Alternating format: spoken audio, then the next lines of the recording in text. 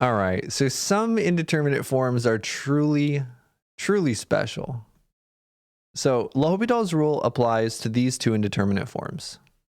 And we've done a ton of examples with these two indeterminate forms, but you can also sort of use L'Hopital's rule for other ones.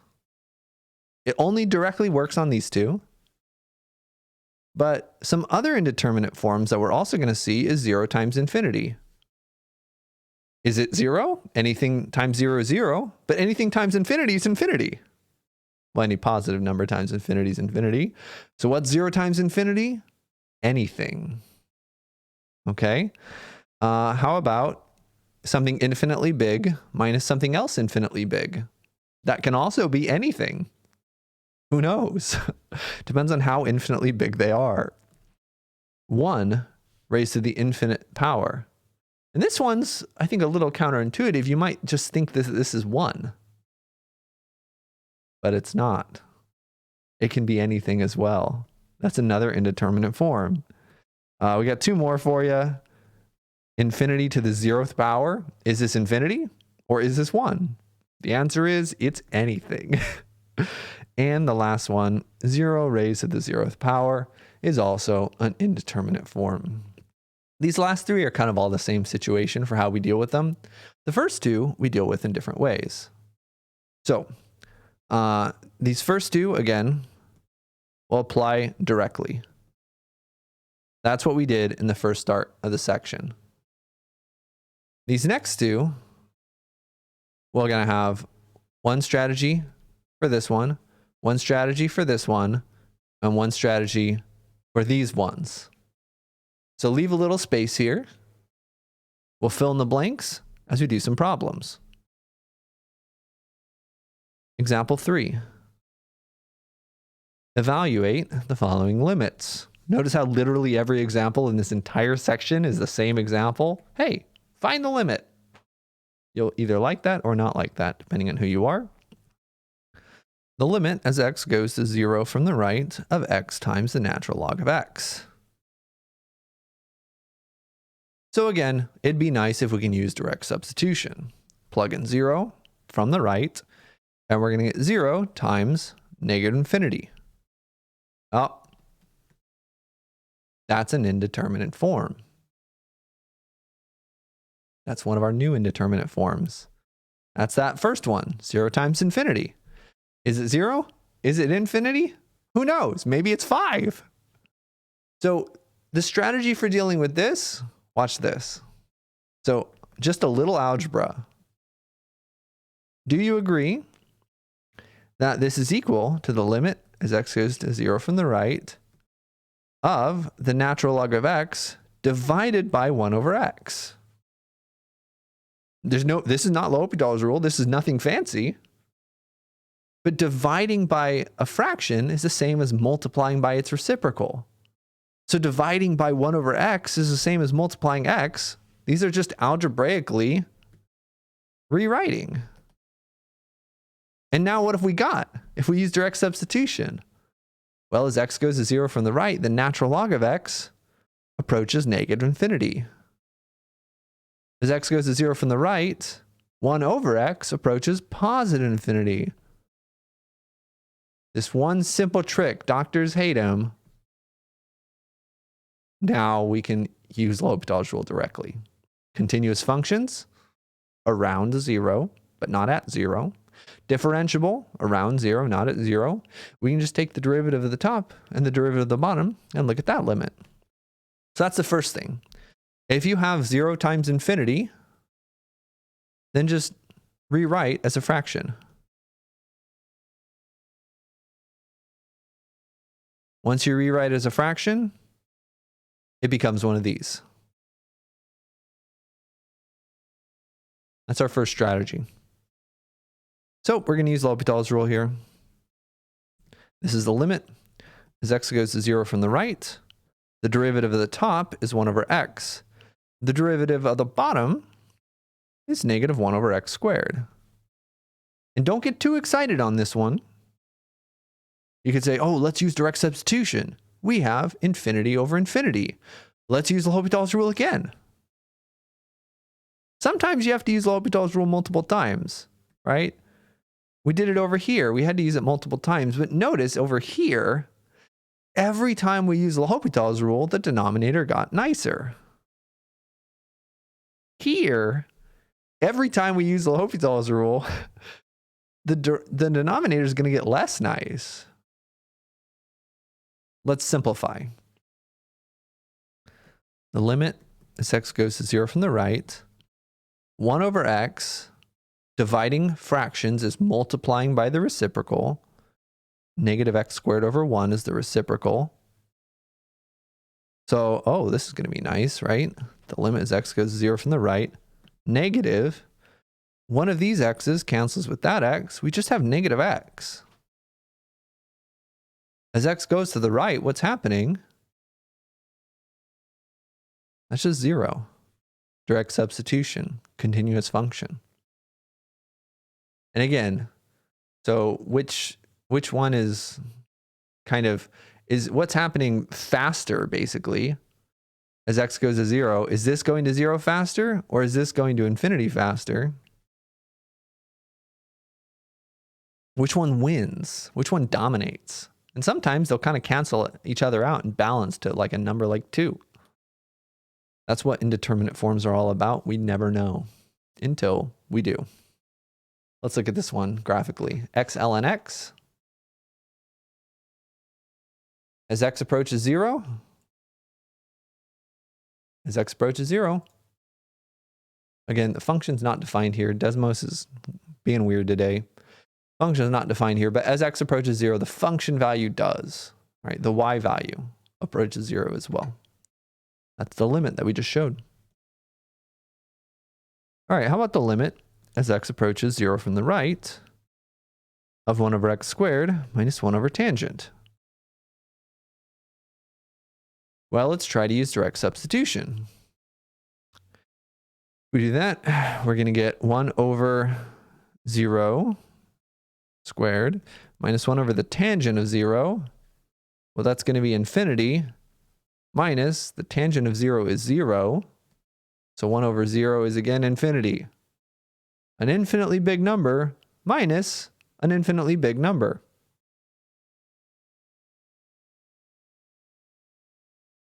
By the way, if it were infinity plus infinity, we wouldn't have a problem. Infinity plus infinity would just be plus infinity. But which one of these infinitely large numbers is bigger? Okay. This is that next indeterminate form, this blue one. And most of the time, we're going to combine fractions. And hopefully, if we combine fractions, then we'll have a single fraction. And hopefully, it'll look like something like this. Are you guys noticing a pattern here? In the red case, we rewrote it as a fraction to hope that we could apply L'Hopital's rule directly. Here, we're combining the fractions, hoping that we can use L'Hopital's rule directly. Okay. So if we combine fractions, well, this guy over here is missing an x squared over x squared. We need a least common denominator. This guy over here is missing a tangent of x. So we're going to get the limit as x goes to 0 from the right of now the tangent of x divided by x squared tangent of x minus x squared divided by x squared tangent of x. Hey, we have the same denominator. If you have the same denominator, you can combine fractions. That's going to give us the numerator of the first minus the numerator of the second, and the denominator stays the same. Remember not to change the denominator. Just like 1/5 plus 2/5 is 3/5. It's not 3/10. The denominator stays the same.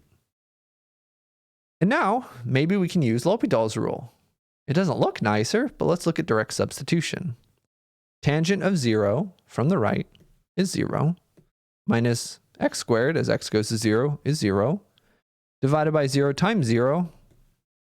Hey! That is an indeterminate form. If you flip your head sideways, it's like a smiley face. Never used that one before. That's going to be a new classic. Let's use L'Hopital's rule.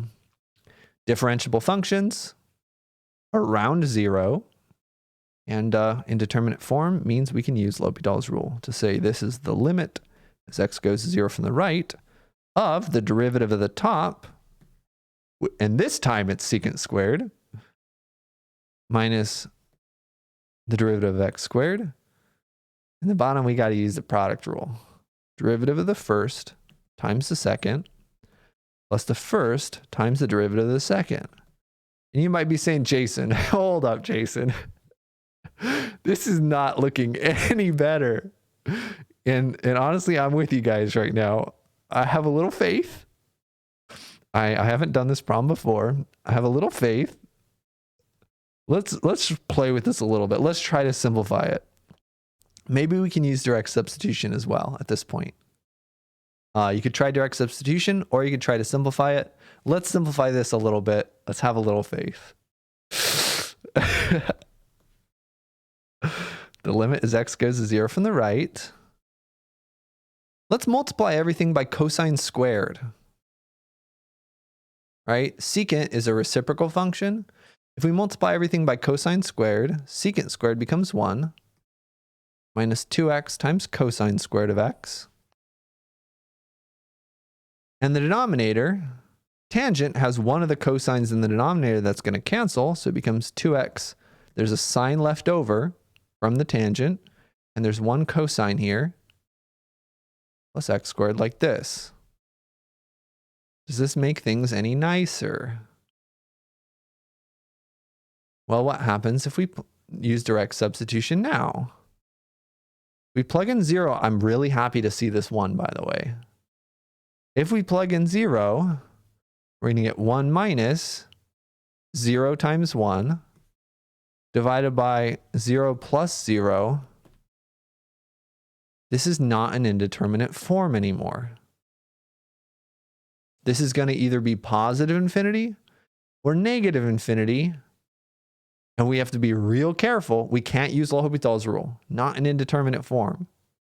We have to be really careful about which kind of infinity this is. And this is why it matters that we're looking at a one-sided limit. So there's no real super nice way of approaching this problem. Let's look at each piece. Let's look at the numerator. X is positive. We know x is positive. X is approaching 0, but x is positive. So as x goes to 0 from the right, what's happening? 1 is positive. What about this guy? 2x cosine squared of x. Well, that's always going to be positive. Actually, it doesn't even matter. The numerator doesn't matter because the numerator is always 1. But that's what we're going to use for the denominator. Numerator is always 1, but what about the denominator? 2x sine of x times cosine of x. If x is positive, well, then that's positive. If x is positive, the sine of x is positive. If x is really close to 0. Well, the cosine of 0 is just 1, so that's positive too. So this whole term is positive. And x squared is also positive. So if x is going close to 0 from the right, and the numerator is 1, and the denominator is positive, then it's going to be a positive infinity. So numerator is 1. Denominator is always positive near x equals 0 from the right. So we know it's going to equal positive infinity. All right. And that's probably the trickiest it's going to get. Okay. And notice that this is not even a L'Hopital's rule problem at this point. The difficulty here is evaluating a plain old limit. You have to sometimes take out that fine-tooth comb and really start digging in. Let's check our answer. we're looking at 1 over x squared minus 1 over tangent of x. Whoa. There was an easier way to do this problem. There was an easier way to do this problem. As x goes to 0 from the right, what's happening? It's going off to positive infinity. So I did it the most straightforward way, combine the fractions. Take a moment, pause the video if you need to. What would have been a more clever way of making this problem? Having this problem be a little simpler. I'm going to show you. Let's do letter B again.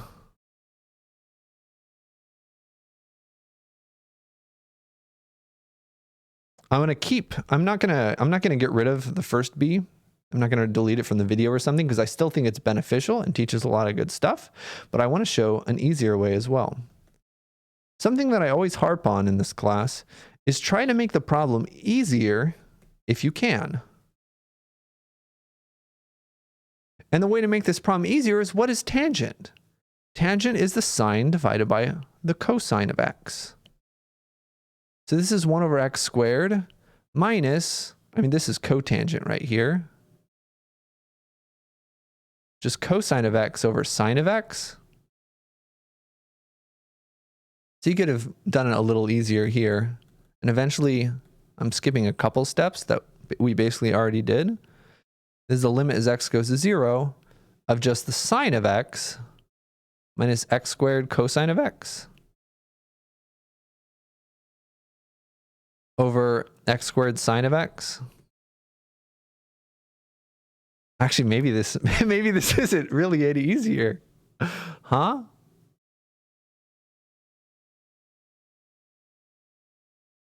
Huh.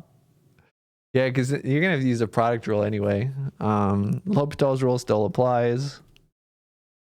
All right, maybe this problem is just bad no matter how you slice it. Derivative of the top is cosine of x. Derivative of the first is negative 2x times the second. Whoops. And derivative of cosine is sine of x. Derivative of the first times the second, plus the first times the derivative of the second. Is this any better?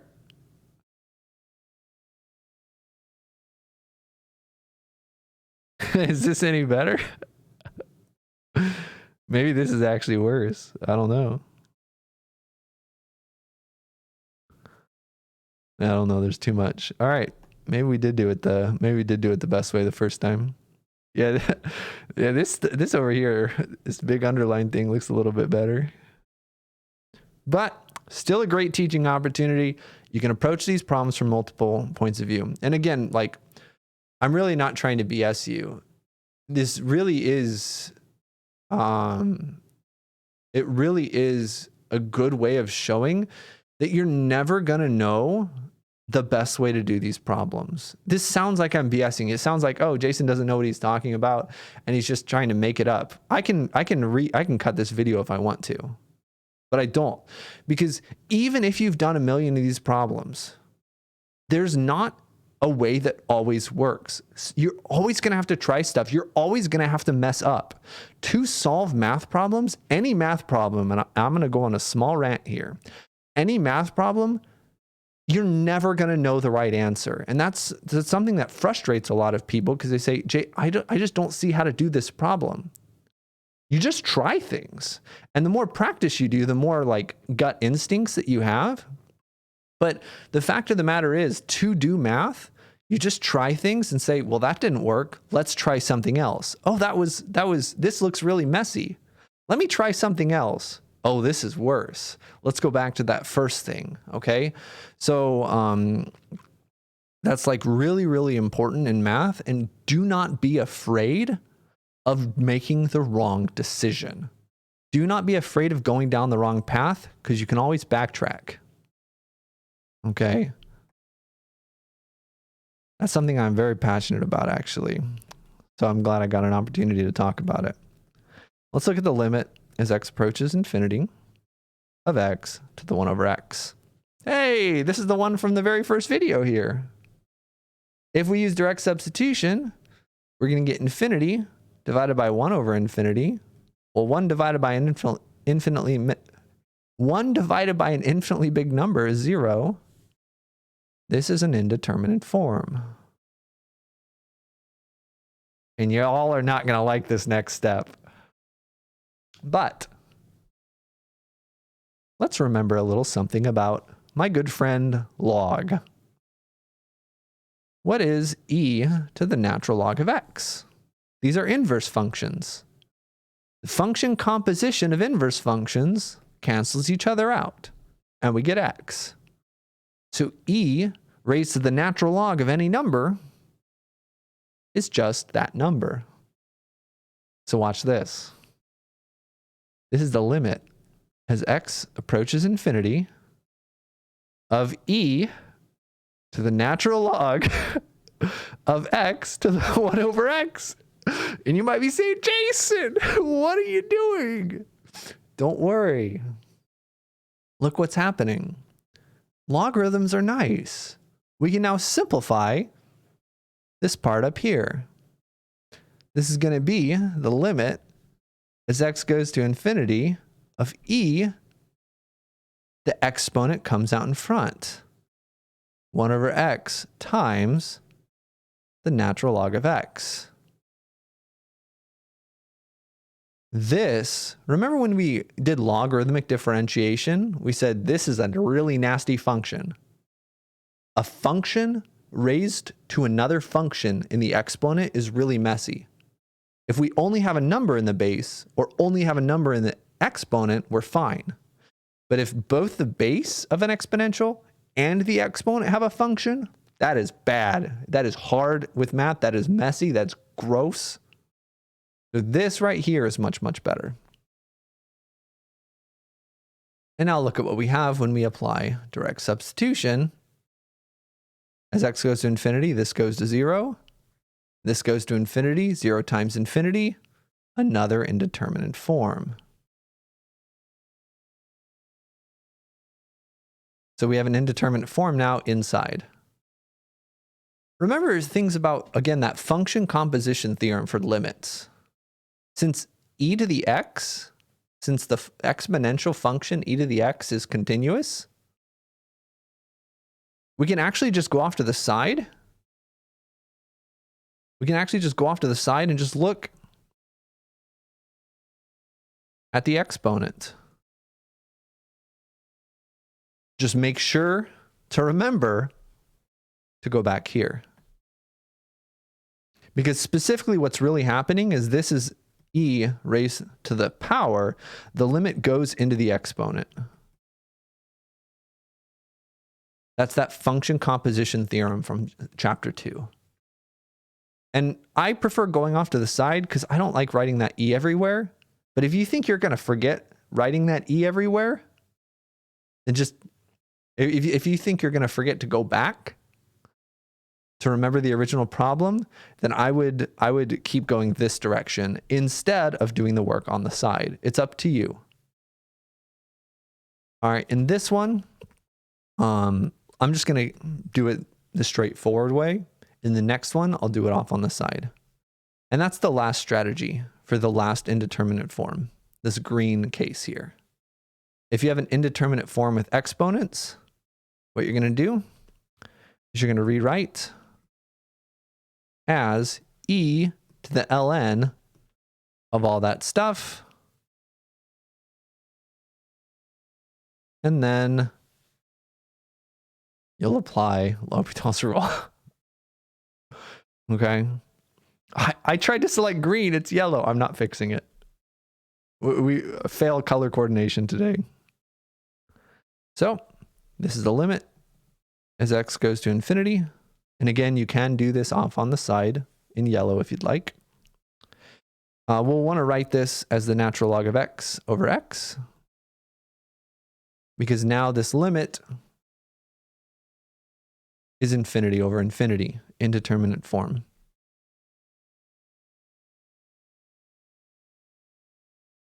So by L'Hopital's rule, This limit is the same thing as the limit of its derivatives. 1 over x and 1. We're almost done. Because this is e to the limit. Let's simplify the inside of just 1 over x. Whoa. What just happened? I think I hit the erase button. It's equal. Don't do that. E to the limit as x goes to infinity of just 1 over x, and 1 over x as x goes to infinity goes to 0. So that limit equals 0, and e to the 0 is 1. So in this case, this is an indeterminate form. In this case, that indeterminate form did turn out to equal 1. X to the 1 over x is a weird function. And as x goes off to infinity, the function approaches 1. Let's do one final problem in this section. Problem D. The limit as x goes to 0 from the right of x to the sine of x. Again, function raised to an exponent with another function, really messy. We don't like that. If we try to use direct substitution, we're going to get 0 over 0. So we're going to rewrite this. This is the limit as x goes to 0 from the right of e to the natural log of x to the sine of x. That's the strategy when we have one of these exponential indeterminate forms. Because e is a continuous function, this is the same as e to the limit as x goes to 0 from the right of that exponent. I'm doing 2 steps at once, I'm sorry. How do we simplify this natural log? It's going to be the sine of x times the natural log of x. And that's a 0 times infinity indeterminate form. So this time, I actually don't want to write this here because I want more room. This time, I want to go off to the side and show you the method. What does it look like if you go off to the side? So here's our final answer. Down here, I'm going to box our final answer. It's going to always take 2 steps. So box the final answer. Hopefully help me remember that we aren't done when we go off to the side. But it just is a little nicer to evaluate this yellow limit off to the side. Again, as x goes to 0 from the right, sine of x goes to 0, the natural log goes to negative infinity. That's an indeterminate form. So that was the 0 times infinity one, where we rewrite it as a fraction. Which one of these should go on the bottom? Again, practice is going to help. If you make the wrong decision, backtrack and make the right one the next time. But in general, we want natural log on the top. You almost always want natural log on the top because the derivative of natural log is really nice. Just 1 over x. Let's write this as a fraction. The limit as x goes to 0 from the right of the natural log of x divided by 1 over sine. Right? Dividing by 1 over sine is the same as multiplying by sine over 1. What's 1 over sine? Cosecant. And now as x goes to 0 from the right, we have negative infinity. Cosecant also goes to infinity. I don't remember whether it goes to positive or negative infinity. Should go to positive infinity because sine is positive. So we have another indeterminate form. We can now use L'Hopital's rule directly. So this is the limit as x goes to 0 from the right. Brush out your trig equations. This is L'Hopital's rule. Derivative of the top is 1 over x. Derivative of cosecant is negative cosecant cotangent, I think. I should have had a cheat sheet for today. I think this is it. And now let's just simplify this a little bit. Because we have a bunch of reciprocals, right? The top is a fraction. Let's put the x in the bottom. And the bottom are both reciprocals too. Let's put them both in the top.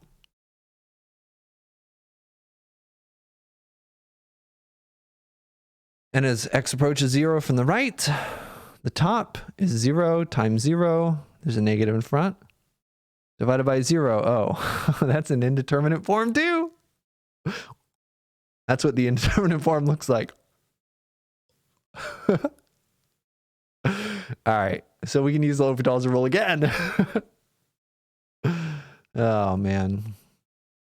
And again, to tie into letter B, do we want to rewrite this before L'Hopital's rule? Because tangent is sine over cosine. I don't think it really helps us. I'd say keep it like this. So L'Hopital's rule says this is the limit as x goes to 0 from the right of the derivative of the top, which is going to require the product rule, derivative of the first times the second, plus the first times the derivative of the second, divided by the derivative of the bottom, which is really nice. Good, we're almost done with the yellow part, but remember the yellow part is not the end. So you can either simplify here or use direct substitution. I'm going to simplify a little bit here. It's your choice. Negative. I'm going to also write the negative in front. Cosine times tangent. Well, tangent sine over cosine. So cosine times tangent is just 1, or sine.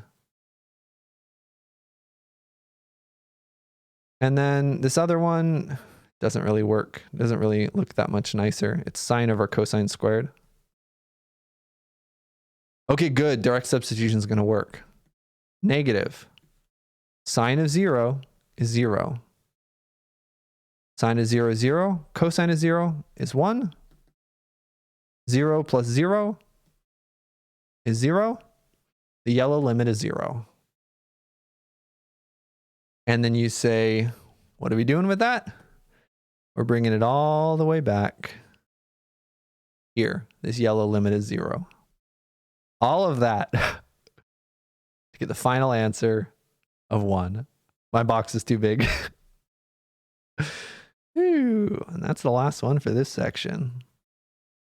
This one, by the way, was a really good one to go off into the do on the side. Imagine if I'm writing E everywhere here. Nobody wants to do that. Go off to the side, but please make a note to yourself. I don't care how big the note has to be. I don't care if on your quiz or your exam, you're saying, go back after, whatever you have to do. But please remember that the yellow is not the end. Let's check our answer. X to the sine of x. As x approaches, whoa, this is a weird one. This is cool. Look at this. There's actually so many things to talk about what's going on here. You can see a little bit of the aspect of, you can see something that kind of looks like cosecant. And you can also see how it's growing kind of like x. Wow, that's cool. Anyway, as x gets really close to 0, what's the function approaching? Function's approaching 1. Cool. Nice. Math is fun. This is a cool section to end on. I'm excited. I hope you guys are having a good time. You might be overwhelmed, but I hope you're having a good time. All right. Bye-bye.